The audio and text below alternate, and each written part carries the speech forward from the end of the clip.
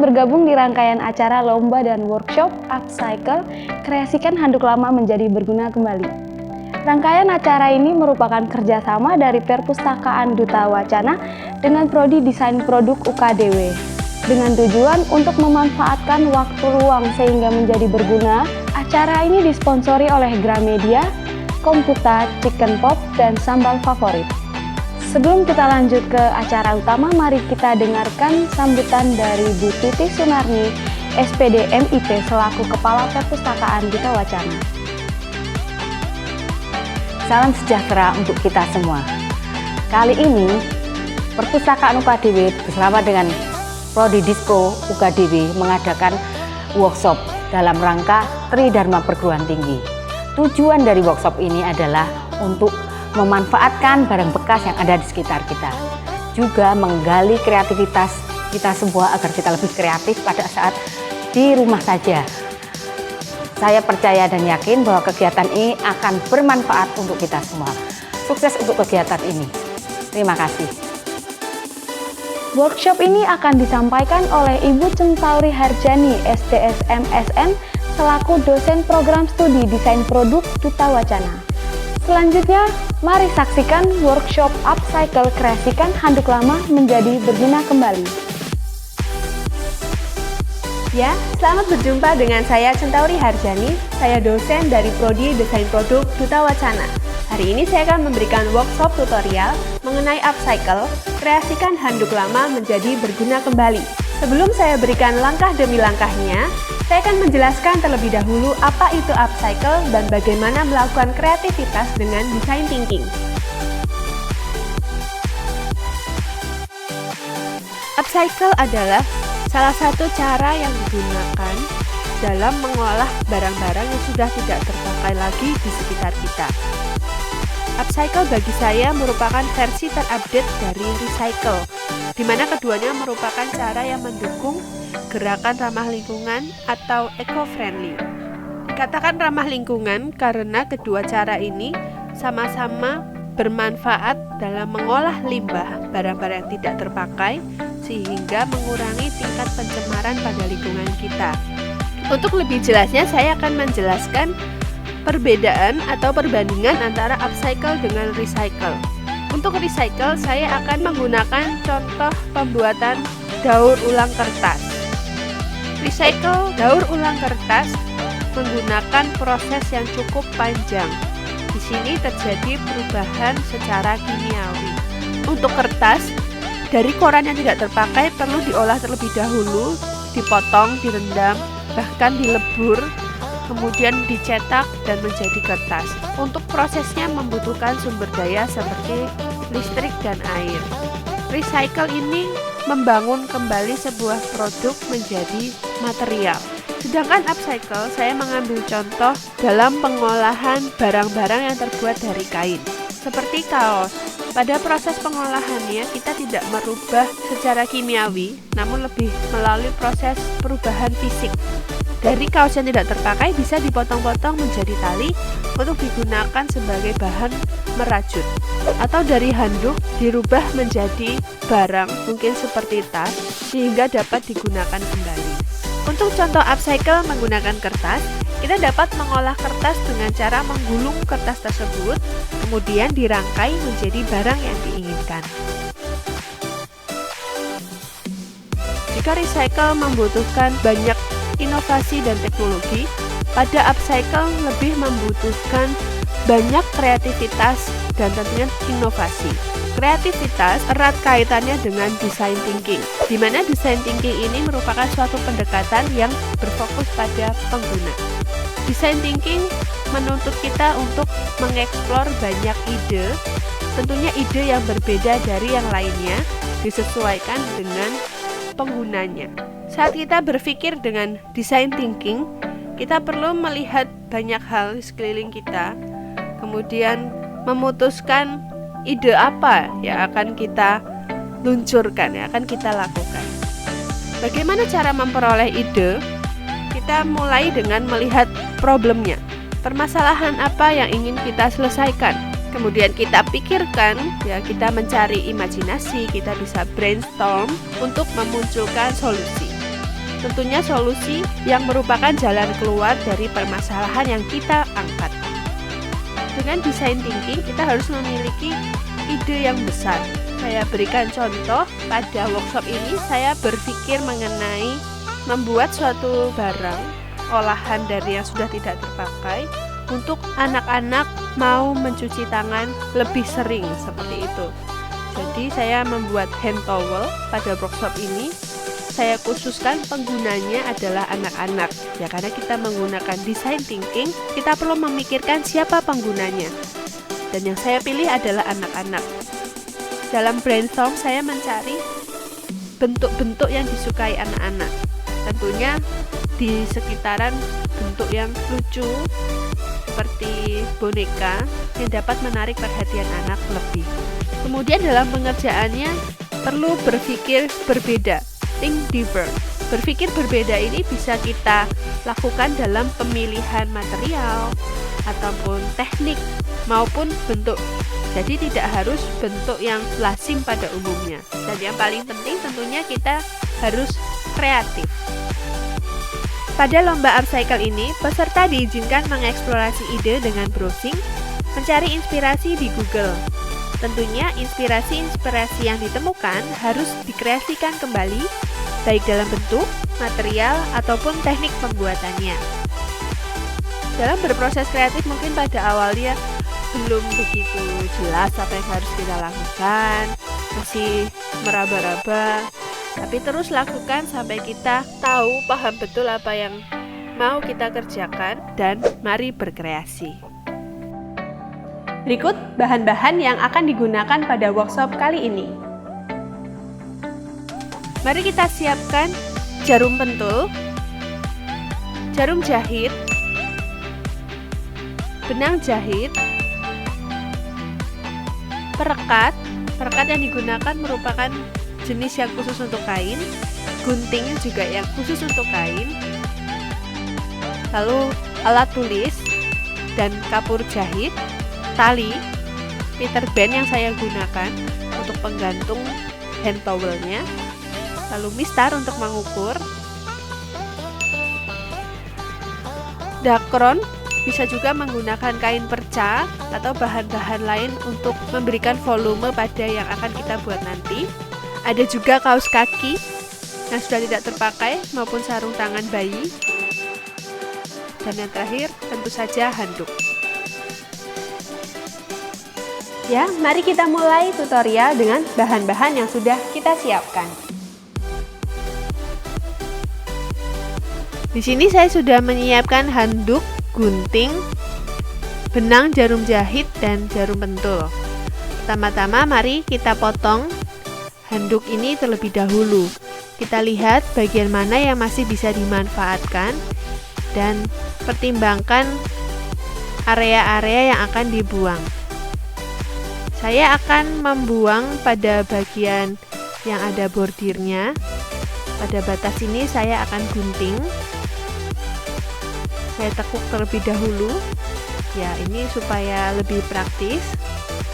Saya akan membuat ukuran yang cukup panjang agar jika gantungan untuk hand towel ini tinggi, anak-anak tetap dapat menjangkau handuk ini karena panjangnya bisa diraih oleh anak-anak. Ya, sudah saya potong. Kemudian bisa kita sisihkan terlebih dahulu dan kita potong kembali. Saya akan membuang bagian yang sedikit kotor, juga bagian yang ada sobekan. Jadi saya akan menggunakan handuk yang masih utuh dan tidak ada nodanya. Ya, kurang lebih sebesar inilah handuk yang akan saya pakai sebagai hand towel. Sekarang saya akan mulai membuat hiasan atau dekorasi untuk hand towel saya menggunakan kaos kaki yang sudah tidak terpakai. Di sini ada dua ukuran kaos kaki. Yang putih ini ukuran dewasa dan yang berwarna-warni merupakan ukuran anak-anak. Pertama, saya akan mengolah dari kaos kaki yang ukuran dewasa.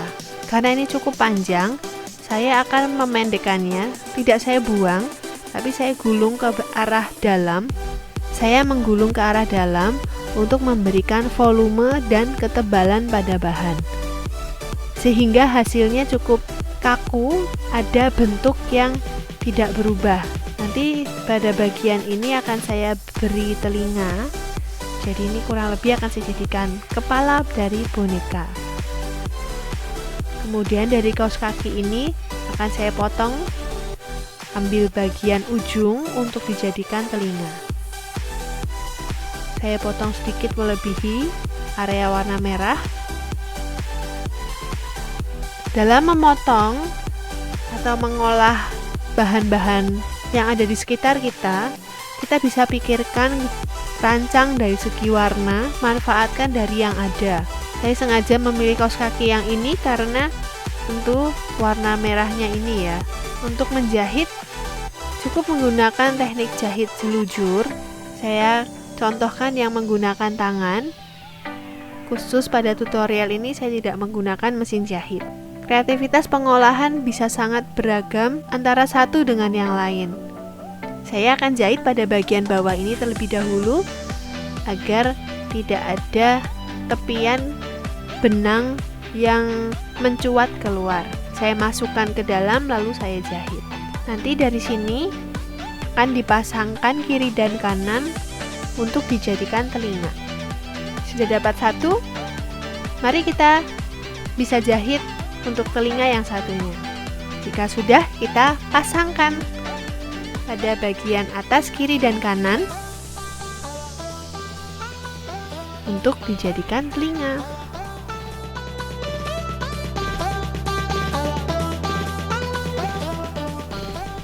Jangan lupa simpul di bagian akhir benang. Dan telinganya sudah terpasang. Bisa sambil dirapihkan sampai mendapatkan bentuk yang diinginkan. Ya, agar lebih bervolume, saya akan menambahkan dakron pada bagian dalam. Dakron bisa ditambahkan secukupnya sesuai kebutuhan, atau jika punya sisa-sisa kain perca atau kaos kaki, itu juga bisa digunakan untuk penyumpal di bagian dalam. Ya, sumpalan ini supaya lebih bervolume. Penggunaan kaos kaki ini sangat fleksibel karena dia bahannya cukup elastis, jadi bisa menyesuaikan dengan bentuk yang kita inginkan. Ya, saya rasa seperti ini sudah cukup. Saya akan membuat karakter wajah.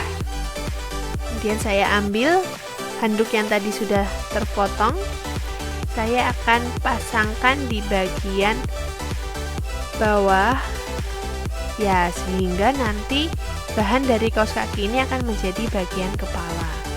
Kurang lebih akan seperti ini. Kemudian sebelumnya akan saya buat jahitan selujur, lalu akan saya kerut supaya dapat dijahitkan dengan lebih mudah di kepala yang sudah saya buat. Kita jahit kainnya, lalu kita tarik sampai kira-kira muat untuk dimasukkan di bagian kepala. Ya, kemudian jika sudah pas, mari kita jahitkan kembali handuk dengan kepalanya. Ya, kita jahit pada sisi depan dan belakang supaya kuat.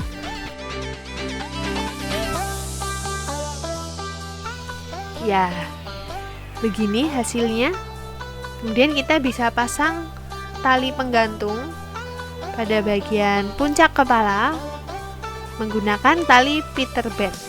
Tali Peter Band ini dikenal juga sebagai tali guling. Sesuaikan ukurannya seberapa yang dibutuhkan. Sini saya menggunakan 20 cm, jadi jika ditekuk 2 sekitar 10 cm.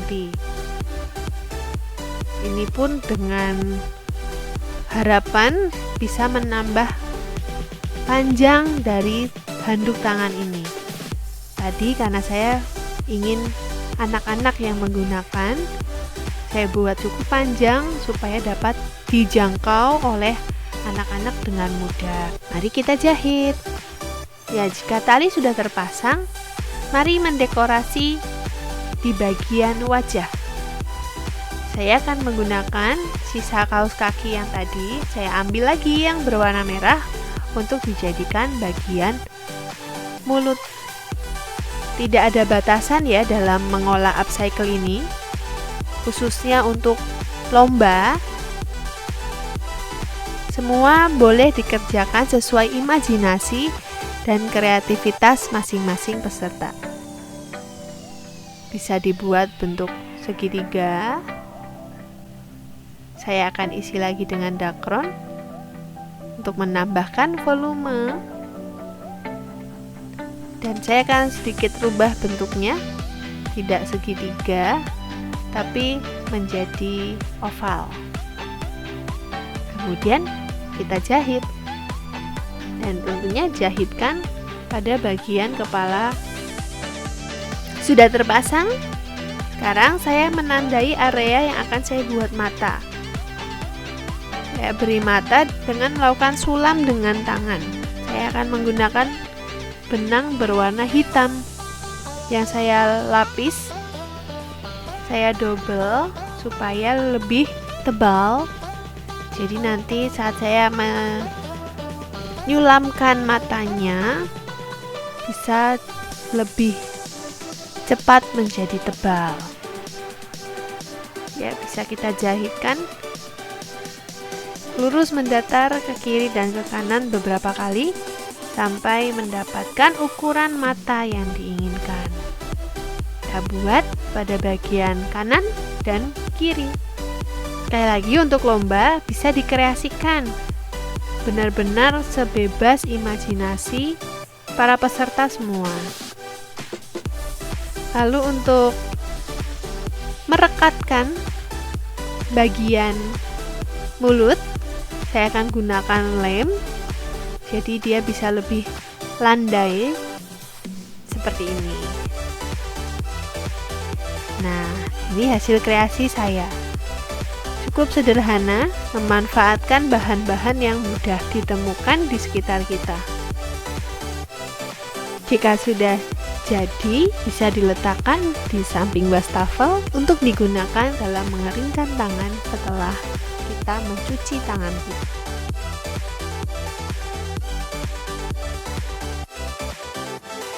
Ya, demikianlah tutorial pada hari ini. Semoga bisa berguna dan menambah kreativitas kita. Jangan lupa ikutkan hasil kreasi Anda pada lomba upcycle. Terima kasih sudah mengikuti workshop upcycle ini. Jangan lupa sertakan hasil kreasi Anda dalam lomba upcycle. Kreasikan handuk lama menjadi berguna kembali dengan cara upload hasil kreasi Anda sekreatif mungkin melalui akun Facebook atau Instagram dengan menyertakan hashtag upcycle UKDW 2020. Jangan lupa untuk tag Perpustakaan UKDW dan Despro UKDW. Hasil karya yang diposting melalui Instagram wajib tag akun centauri.h dan perpustakaan_UKDW. Sedangkan untuk yang diposting melalui Facebook wajib tag akun Centauri Harjani dan perpustakaan UKDW. Jumlah like dari postingan Anda merupakan poin lebih saat penjurian. Pemenang akan mendapatkan hadiah berupa e-money, buku dari Gramedia, voucher chicken pop, komputer, dan sambal favorit. Seluruh peserta juga akan mendapatkan e-sertifikat yang akan dikirim melalui email. Pemenang akan diumumkan melalui Facebook dan Instagram Perpustakaan UKDW pada 1 Juli 2020. Pengumuman pemenang juga akan ditayangkan melalui akun YouTube ini. Sebagai bukti kehadiran peserta dalam workshop upcycle kreasikan handuk lama menjadi berguna kembali, harap memberikan like, subscribe, dan ketikkan komentar hadir disertakan dengan nama yang akan dituliskan pada sertifikat pada kolom komentar video ini. Terima kasih. Manfaatkan waktu luang Anda untuk berkreasi sekreatif mungkin. Siapa tahu hadiah ini akan menjadi milik Anda. Kami tunggu karya Anda. Sampai jumpa di event selanjutnya.